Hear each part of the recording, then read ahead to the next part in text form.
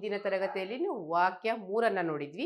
ಇವಾಗ ವಾಕ್ಯ 4 ನಾವು ಸ್ಟಾರ್ಟ್ ಮಾಡೋಣ. ವಾಕ್ಯ ಸಮುದಾಯ 4ರಲ್ಲಿ ಯಾವ ಟಾಪಿಕ್ ಬಗ್ಗೆ ಕೊಟ್ಟಿದ್ದಾರೆ ಅಂತ ನೋಡೋಣ. ಬನ್ನಿ, ನಮ್ಮ ಚಾನಲ್ ಅನ್ನ ಸಬ್ಸ್ಕ್ರೈಬ್ ಆಗಬೇಕಂದ್ರೆ ನೀವು 99 ರೂಪೀಸ್ ಕೊಟ್ಟು ಸಬ್ಸ್ಕ್ರೈಬ್ ಆಗಿ. ಮತ್ತೆ ನನ್ನ ಜೊತೆ ನನ್ನ 5 ವರ್ಷದ ಏನು ಕ್ವಶನ್ ಪೇಪರ್ ಅನ್ನು ಅನಲೈಸ್ ಮಾಡ್ಬೋದು. ಮತ್ತೆ ನೀವು ಎಕ್ಸಾಮ್ಗೆ ಆರಾಮಾಗಿ ಪ್ರಿಪೇರ್ ಆಗ್ಬೋದು. ವಾಕ್ಯ ಸಮುದಾಯ 4. ವಾಕ್ಯ ಸಮುದಾಯ 4ರಲ್ಲಿ ನಮಗೆ ಯಾವ ವಿಷಯದ ಬಗ್ಗೆ ಇಲ್ಲಿ ಕೊಟ್ಟಿದ್ದಾರೆ ನೋಡೋಣ ಬನ್ನಿ. ಶರದ್ ಋತು ಬೇಸಿಗೆ ಕಾಲ ಮತ್ತು ಚಳಿಗಾಲದ ನಡುವೆ ಬರುವ ಕಾಲವಾಗಿದೆ. ನೋಡಿ, ಇಲ್ಲಿ ಕಾಲದ ಬಗ್ಗೆ ಅಂದ್ರೆ ಸೀಸನ್ ಬಗ್ಗೆ ನಮಗೆ ಕೊಟ್ಟಿದ್ದಾರೆ. ಶರದ್ ಋತು ಬೇಸಿಗೆ ಮತ್ತು ಚಳಿಗಾಲದ ನಡುವೆ ಬರುವಂತಹ ಒಂದು ಕಾಲ. ಇಲ್ಲಿ ಶರದ್ ಋತು ಯಾವ ಕಾಲ? ಶರದ್ ಋತು ಅಂದ್ರೆ ನಿಮ್ಗೆ ಇಂಗ್ಲಿಷಲ್ಲಿ ಸ್ಪ್ರಿಂಗ್ ಸೀಸನ್ ಅಂದ್ರೆ ಈ ಕಡೆ ಬೇಸಿಗೆ ಕಾಲನಲ್ಲ, ಆ ಕಡೆ ಚಳಿಗಾಲನಲ್ಲ, ಮಧ್ಯ ನಡುವೆ ಬರುವಂತಹ ಕಾಲವನ್ನ ನಾವು ಏನಂತ ಕರಿತೀವಿ? ಶರದ್ ಋತು ಅಂತ ಕರಿತೀವಿ. ಅರ್ಥ ಆಯ್ತಾ? ಶರದ್ ಋತು ಯಾವುದರ ನಡುವೆ ಬರುತ್ತೆ ಅಂದ್ರೆ ಬೇಸಿಗೆ ಕಾಲ ಮತ್ತು ಚಳಿಗಾಲದ ನಡುವೆ ಬರುವಂತಹ ಕಾಲ ಅದು. ಸುಂದರವಾದ ಕಾಲದಲ್ಲಿ ಹಲವಾರು ಬದಲಾವಣೆಗಳು ಏರ್ಪಡುತ್ತದೆ. ಅಂದ್ರೆ ಈ ಕಾಲ ತುಂಬಾ ಸುಂದರವಾಗಿರುತ್ತೆ, ಅದರಲ್ಲಿ ತುಂಬಾ ಬದಲಾವಣೆಗಳು ಏರ್ಪಡುತ್ತೆ, ಅಂದ್ರೆ ಚೇಂಜಸ್ ಆಗುತ್ತೆ. ವೆದರ್ ಅಂದ್ರೆ ನಮ್ಮ ವಾತಾವರಣದಲ್ಲಿ ತುಂಬಾ ಚೇಂಜಸ್ ಆಗುತ್ತೆ. ಆ ಚೇಂಜಸ್ ಏನು? ಫಸ್ಟ್, ದಿನಗಳು ಚಿಕ್ಕವಾಗುತ್ತವೆ. ದಿನಗಳು ಚಿಕ್ಕವಾಗುತ್ತೆ ಅಂದ್ರೆ ಬೇಗ ಲೇಟಾಗಿ ಬೆಳಗ್ಗೆ ಆಗುತ್ತೆ, ಮತ್ತೆ ಬೇಗ ಕತ್ಲೆ ಆಗುತ್ತೆ. ದಿನಗಳು ಚಿಕ್ಕದಾಗುತ್ತೆ. ದಿನಗಳೇನಾಗುತ್ತೆ ಶರದ್ ಋತು ಕಾಲದಲ್ಲಿ? ಚಿಕ್ಕದಾಗುತ್ತೆ. ಅಂದ್ರೆ ಬೆಳಿಗ್ಗೆ ಸೂರ್ಯೋದಯ ಏನಾಗುತ್ತೆ? ಲೇಟಾಗಿ ಆಗುತ್ತೆ. ಮತ್ತೆ ಏನದು ಸೂರ್ಯ ಮುಳುಗೋದು ಬೇಗ ಮುಳುಗ್ಬಿಡ್ತಾನೆ, ಬೇಗ ಕತ್ಲೆ ಆಗುತ್ತೆ. ಅಂದ್ರೆ ದಿನಗಳು ಚಿಕ್ಕದಾಗುತ್ತೆ. ಮರಗಳ ಎಲೆಗಳು ಹಸಿರಿನಿಂದ ಜೀವಂತ ಕೆಂಪು ಬಣ್ಣ, ಹಳದಿ ಬಣ್ಣ, ಕಿತ್ತಳೆ ಬಣ್ಣಕ್ಕೆ ತಿರುಗುತ್ತವೆ. ಮರದ ಎಲೆಗಳು ಏನಾಗುತ್ತೆ? ಹಸಿರಿನಿಂದ ಕಲರ್ ಚೇಂಜ್ ಆಗುತ್ತೆ. ಯಾವ ಕಲರ್ ಆಗುತ್ತೆ? ಕೆಂಪು ಬಣ್ಣ, ಹಳದಿ, ಕಿತ್ತಳೆ ಬಣ್ಣಕ್ಕೆ ತಿರುಗುತ್ತವೆ.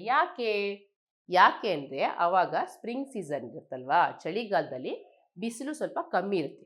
ಈಗ ಸಸ್ಯಗಳು, ನಿಮ್ಗೆ ವಿಜ್ಞಾನದಲ್ಲಿ ಓದಿದ್ದೀರಾ, ಸಸ್ಯಗಳು ತನ್ನ ಆಹಾರವನ್ನ ತಯಾರು ಮಾಡ್ಕೋಬೇಕು ಅಂದ್ರೆ ಏನ್ ಬೇಕು? ಸೂರ್ಯನ ಬೆಳಕು, ಶಾಖ ಹೆಚ್ಚಾಗಿ ಬೇಕಾಗುತ್ತೆ. ಚಳಿಗಾಲ ಇರೋದ್ರಿಂದ ಏನಾಗುತ್ತೆ? ಬಿಸಿಲಿನ ಶಾಖ ಕಡಿಮೆ ಇರುತ್ತೆ. ಆ ಶಾಖ ಕಡಿಮೆ ಇರುವ ಕಾರಣ ಏನಾಗುತ್ತೆ? ಹಸಿರಿನ ಎಲೆಗಳು ಕೆಂಪು ಬಣ್ಣ ಮತ್ತು ಹಳದಿ ಬಣ್ಣಕ್ಕೆ ತಿರುಗುತ್ತೆ. ಅರ್ಥ ಆಯ್ತಾ ಮಕ್ಕಳ? ಯಾಕೆ ಅವಾಗ ಹಸಿರು ಬಣ್ಣಕ್ಕಿಂತ ಕೆಂಪು ಬಣ್ಣಕ್ಕಾಗುತ್ತೆ ಅಂದ್ರೆ ಆ ಚಳಿಗಾಲದಲ್ಲಿ ಸೂರ್ಯನ ಶಾಖ ಕಡಿಮೆ ಇರುತ್ತೆ. ಸೂರ್ಯನ ಶಾಖ ಕಡಿಮೆ ಇರೋದ್ರಿಂದ ಅವು ಹಸಿರು ಬಣ್ಣದಿಂದ ಕೆಂಪು ಬಣ್ಣ, ಹಳದಿ ಬಣ್ಣ ಮತ್ತು ಕಿತ್ತಳೆ ಬಣ್ಣಕ್ಕೆ ತಿರುಗುತ್ತೆ. ನಿಮಗೆ ಗೊತ್ತಲ್ಲ, ನೀವು ವಿಜ್ಞಾನದಲ್ಲಿ ಓದಿದಿರಲ್ವಾ, ಸಸ್ಯಗಳು ತನ್ನ ಆಹಾರವನ್ನು ತಯಾರು ಮಾಡ್ಕೋಬೇಕಂದ್ರೆ ಅದು ಸೂರ್ಯನ ಶಾಖವನ್ನ ಉಪಯೋಗಿಸ್ಕೊಳ್ಳುತ್ತೆ. ಚಳಿಗಾಲದಲ್ಲಿ ಸೂರ್ಯನ ಶಾಖ ಕಡಿಮೆ ಇರೋದ್ರಿಂದ ಅವು ಏನ್ ಮಾಡುತ್ತೆ? ತನ್ನ ಬಣ್ಣವನ್ನ ಕಡಿಮೆ ಮಾಡ್ಕೊಳುತ್ತೆ. ಯಾವ ಬಣ್ಣಕ್ಕೆ ತಿರುಗುತ್ತೆ? ಕೆಂಪು ಬಣ್ಣ, ಹಳದಿ ಬಣ್ಣ ಮತ್ತು ಕಿತ್ತಳೆ ಬಣ್ಣಕ್ಕೆ ಅದು ತಿರುಗುತ್ತೆ. ವಾಸ್ತವವಾಗಿ ಮರಗಳಿಗೆ ತಮ್ಮ ಎಲೆಗಳನ್ನು ಹಸಿರಾಗಿ ಇಟ್ಟುಕೊಳ್ಳಲು ಸೂರ್ಯನ ಬೆಳಕು ಬೇಕು. ಸೂರ್ಯನ ಬೆಳಕಿಲ್ಲದೆ ಎಲೆಗಳು ಮುಸುಕಾಗುತ್ತವೆ. ಅರ್ಥ ಆಯ್ತಾ ಮಕ್ಕಳ? ನಾನು ಹೇಳಿದ್ನಲ್ವಾ, ಅವು ಹಸಿರಾಗಿ ಇಟ್ಟುಕೊಳ್ಳಲು ಎಲೆಗಳನ್ನ, ಸಸ್ಯಗಳು ಎಲೆಗಳನ್ನ ಹಸಿರಾಗಿ ಇಟ್ಕೋಬೇಕಂದ್ರೆ ಮೇನ್ ಏನ್ ಬೇಕು ಅವ್ರಿಗೆ? ಸೂರ್ಯನ ಬೆಳಕು ಮತ್ತು ಶಾಖ ಅವಶ್ಯಕವಾಗಿ ಬೇಕಾಗುತ್ತೆ. ಅದರಿಂದ ಅದೇನಾಗುತ್ತೆ? ಎಲೆಗಳು ಮಸುಕಾಗುತ್ತೆ. ಎಲೆಗಳು ಕೆಂಪು ಬಣ್ಣ ಮತ್ತು ಹಳದಿ ಬಣ್ಣಕ್ಕೆ ತಿರುಗುತ್ತೆ. ಬಹುತೇಕ ಎಲ್ಲಾ ಮುಂಜಾವಿನಲ್ಲಿ ತಾಪಮಾನವು ಘನೀಕರಣ ಬಿಂದುವನ್ನ ತಲುಪುತ್ತಿದ್ದಂತೆಯೇ ಹುಲ್ಲು ಇನ್ನು ಮುಂದೆ ಇಬ್ಬನಿಯ ಹೊದಿಕೆ ಇಲ್ಲದೆಯೇ ಹಿಮದಿಂದ ಆವೃತವಾಗಿರುತ್ತದೆ. ನೋಡಿ, ಚಳಿಗಾಲದಲ್ಲಿ ಬಹುತೇಕ ಮುಂಜಾವು ಅಂದ್ರೆ ಬೆಳಗ್ಗೆ ತಾಪಮಾನ ಅಂದ್ರೆ ಬಿಸಿ ಕಡಿಮೆ ಇರುತ್ತೆ, ತಾಪಮಾನ ಕಡಿಮೆ ಇರುತ್ತೆ, ಚಳಿ ಜಾಸ್ತಿ ಇರುತ್ತೆ. ಆಗ ಏನಾಗುತ್ತೆ? ಹುಲ್ಲುಗಳು ಎಲ್ಲ ಇಬ್ಬನಿಯಿಂದ ಮುಚ್ಚಿ ಹೋಗಿರುತ್ತೆ. ಹೊದಿಕೆ ಅಂದ್ರೇನು? ಮುಚ್ಚೋದು ಅಂತ. ಹಿಮದಿಂದ ಅದು ನೋಡಿದಿರಲ್ಲ ನೀವು, ಚಳಿಗಾಲದಲ್ಲಿ ಮಾರ್ನಿಂಗ್ ನೀವು ಆಚೆ ಬಂದ್ರೆ ಎಲ್ಲ ಕಡೆ ಹಿಮದಿಂದ ಕವರ್ ಆಗಿರುತ್ತೆ. ಎಲೆಗಳ ಮೇಲೆ, ಮರದ ಮೇಲೆ ಎಲ್ಲ ಇಬ್ಬನಿ ಕೂತಿರುತ್ತೆ. ಆ ಶಾಖ, ಸೂರ್ಯನ ಶಾಖ ಕಡಿಮೆ ಇರೋದ್ರಿಂದ ಅವೇನಾಗುತ್ತೆ? ಎಲೆಗಳು ಸಹ ಮಸುಕಾಗುತ್ತೆ. ಇಬ್ಬನಿಯಿಂದ ಅಂದ್ರೆ ಟೆಂಪ್ರೇಚರ್ ಕಡಿಮೆ ಆಗಿರುತ್ತೆ, ತಾಪಮಾನ ಕಡಿಮೆ ಆಗೋದ್ರಿಂದ ಏನಾಗುತ್ತೆ? ಆ ಎಲೆಗಳು ಸಹ ಮಸುಕಾಗುತ್ತೆ. ಪ್ರಾಣಿಗಳು ದೀರ್ಘವಾದ ಚಳಿಗಾಲದ ತಿಂಗಳುಗಳಿಗೆ ಆಹಾರವನ್ನು ಶೇಖರಿಸಲು ಪ್ರಾರಂಭಿಸುತ್ತದೆ. ಈ ಪ್ರಾಣಿಗಳು ಸಹ ಏನ್ ಮಾಡುತ್ತೆ? ಅದಕ್ಕೆ ಗೊತ್ತಾಗ್ಬಿಡುತ್ತೆ ಚಳಿಗಾಲ, ಆಚೆ ಹೋಗಿ ಆಹಾರವನ್ನ ಕಲೆಕ್ಟ್ ಮಾಡ್ಕೊಳ್ಳೋಕ್ಕೆ ಕಷ್ಟ ಆಗುತ್ತೆ. ಅದಕ್ಕೆ ಏನ್ ಮಾಡ್ತವೆ? ಚಳಿಗಾಲಕ್ಕೆ ಬೇಕಾಗದಷ್ಟು ಆಹಾರವನ್ನ ಅವು ಒಂದ್ ಕಡೆ ಕೂಡಿಟ್ಟು ಅವು ಸಹ ತನ್ನ ದೇಹವನ್ನ ಬೆಚ್ಚಗಿಟ್ಟುಕೊಳ್ಳಕ್ಕೆ ಟ್ರೈ ಮಾಡುತ್ತೆ. ಈ ಬದಲಾವಣೆಗಳು ನಾವು ಬೇಸಿಗೆಯ ತಾಪದಿಂದ ಚಳಿಗಾಲದ ಶೀತಕ್ಕೆ ಹೊಂದಿಕೊಳ್ಳುತ್ತಿರುವಂತೆ ಸಂಭವಿಸುತ್ತದೆ. ಈ ಬದಲಾವಣೆಗಳು ಯಾವ ತರ ಆಗುತ್ತೆ ಅಂದ್ರೆ, ನಾವು ಆರಾಮಾಗಿ ಬೇಸಿಗೆಲಿ ಇರ್ತೀವಿ, ಬಿಸಿಲಲ್ಲಿ ಶಾಖದಲ್ಲಿ ಇರ್ತೀವಿ, ಸಡನ್ ಆಗಿ ಚಳಿಗೆ ಹೊಂದ್ಕೋಬೇಕು, ಚಳಿಗೆ ನನ್ನ ದೇಹ ಹೊಂದ್ಕೊಳ್ಳೋದಕ್ಕೆ ಇಷ್ಟೆಲ್ಲ ಒಂದು ಬದಲಾವಣೆಗಳು ಸಂಭವಿಸ್ತಾ ಇರುತ್ತೆ. ಅರ್ಥ ಆಯ್ತಲ್ಲ ಮಕ್ಕಳ? ಇವತ್ತಿನ ವಾಕ್ಯ ಸಮುದಾಯ 4ರಲ್ಲಿ ಯಾವುದರ ಬಗ್ಗೆ ಕೊಟ್ಟಿದ್ದಾರೆ? ಶರದೃತುವಿನ ಬಗ್ಗೆ ಕೊಟ್ಟಿದ್ದಾರೆ. ಶರದೃತುವಿನ ಬಳಿ ಯಾವ ಟೈಮಿನಲ್ಲಿ ಶರದೃತು ಶುರುವಾಗುತ್ತೆ? ಬೇಸಿಗೆ ಕಾಲ ಮತ್ತು ಚಳಿಗಾಲದ ನಡುವೆ ಶರದೃತು ಶುರುವಾಗುತ್ತೆ. ಜೊತೆಗೆ ಆ ಕಾಲ ಯಾವ ತರ ಇರುತ್ತೆ? ತುಂಬಾ ಚಿಕ್ಕದಾಗಿರುತ್ತೆ.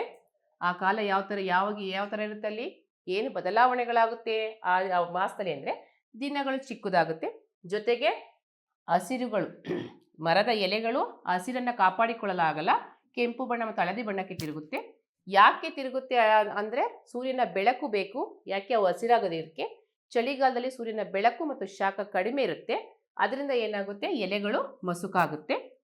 ಜೊತೆಗೆ ಮಾರ್ನಿಂಗ್ ತಾಪಮಾನ ಕಡಿಮೆ ಇರುತ್ತೆ, ಅಂದ್ರೆ ಮುಂಜಾವಿನ ಟೈಮಿನಲ್ಲಿ ಬಿಸಿಲು, ಸೂರ್ಯನ ಶಾಖ ಕಡಿಮೆ ಇರುತ್ತೆ, ಎಲ್ಲ ಕಡೆ ಇಬ್ಬನಿ ಆವೃತವಾಗಿರುತ್ತೆ. ಅದಕ್ಕೋಸ್ಕರ ಏನಾಗುತ್ತೆ? ಆ ಎಲೆಗಳು ಮಸುಕಾಗ್ತಾ ಇರುತ್ತೆ. ಜೊತೆಗೆ ಪ್ರಾಣಿಗಳೆಲ್ಲ ಏನ್ ಮಾಡುತ್ತೆ?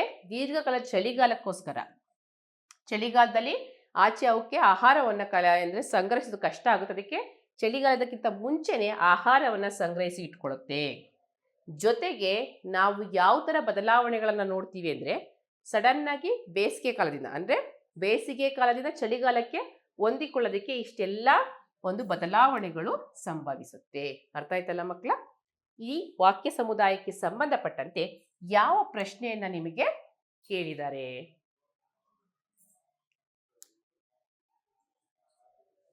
ಶರದೃತು ಬೇಸಿಗೆ ಮತ್ತು ಡ್ಯಾಶ್ ನಡುವೆ ಸಂಭವಿಸುತ್ತದೆ. ನಿಮಗೆ ಪ್ರಶ್ನೆ ಏನಿದೆ? ಶರದೃತು ಬೇಸಿಗೆ ಮತ್ತು ಡ್ಯಾಶ್ ನಡುವೆ ಸಂಭವಿಸುತ್ತದೆ. ನಿಮ್ಮ ವಾಕ್ಯ ಸಮುದಾಯವನ್ನ ನೀವು ಗಮನವಿಟ್ಟು ಒಂದಲ್ಲ ಅಂತ 2 ಸಲ ಓದಿ. ಯಾಕೆ?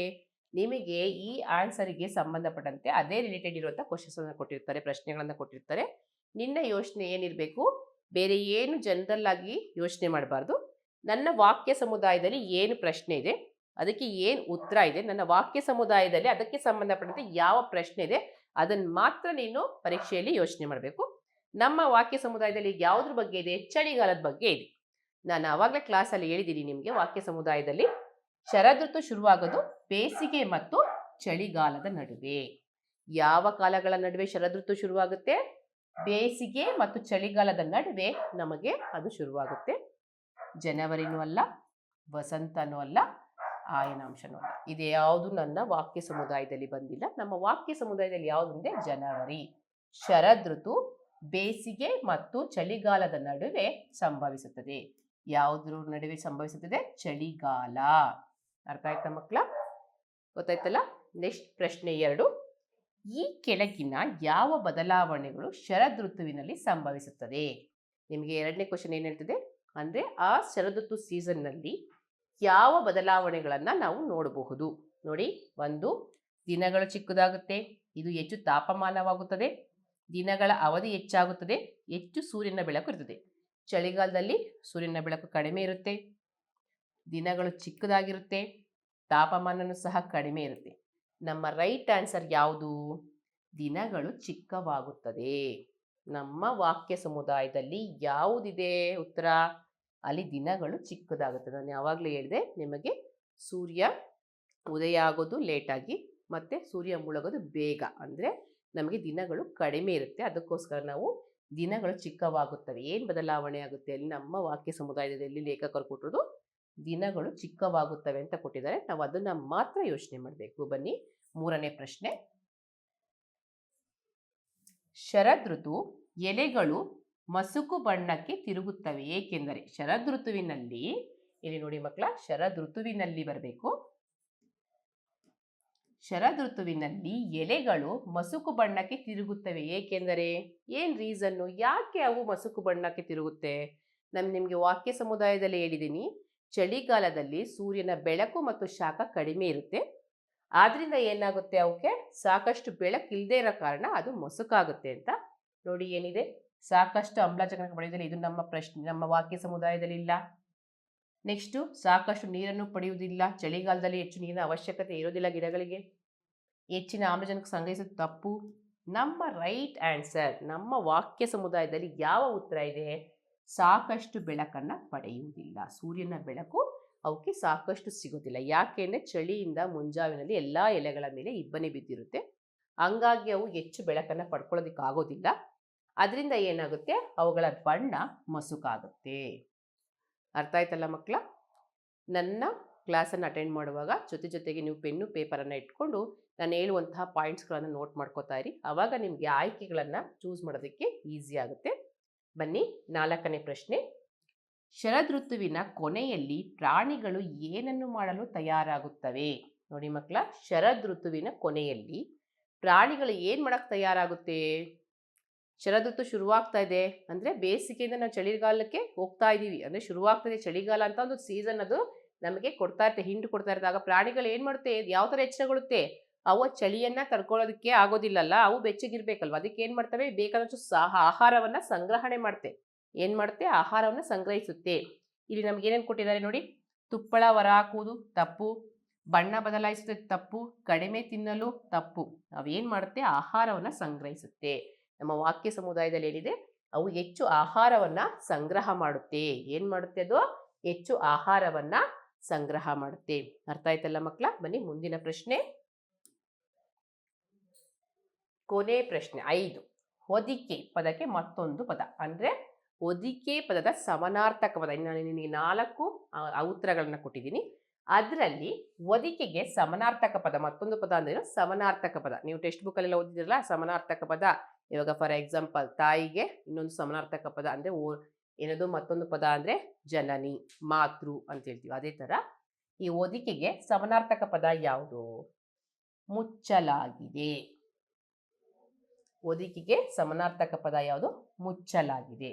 ಬೆಳೆದ ಇದು ತಪ್ಪು, ಉಣ್ಣೆ ತಪ್ಪು, ಹುಲ್ಲು ತಪ್ಪು. ಇದಕ್ಕೆ ಸರಿಯಾದ ಉತ್ತರ ಯಾವುದು? ಮುಚ್ಚಲಾಗಿದೆ. ಹೊದಿಕೆ ಅಂದ್ರೇನು? ಅದನ್ನು ಕಂಪ್ಲೀಟಾಗಿ ಕವರ್ ಮಾಡಿದೆ, ಮುಚ್ಚಿದೆ ಅಂತ ಅರ್ಥ. ಅರ್ಥ ಆಯ್ತಲ್ಲ ಮಕ್ಕಳ? ಈ ಕ್ಲಾಸ್ ನಿಮಗೆ ಅರ್ಥ ಆಯ್ತು ಅನ್ಕೋತೀನಿ. ಬನ್ನಿ ಮುಂದಿನ ಕ್ಲಾಸಲ್ಲಿ ನಾವು ಭೇಟಿಯಾಗೋಣ. ಧನ್ಯವಾದಗಳು.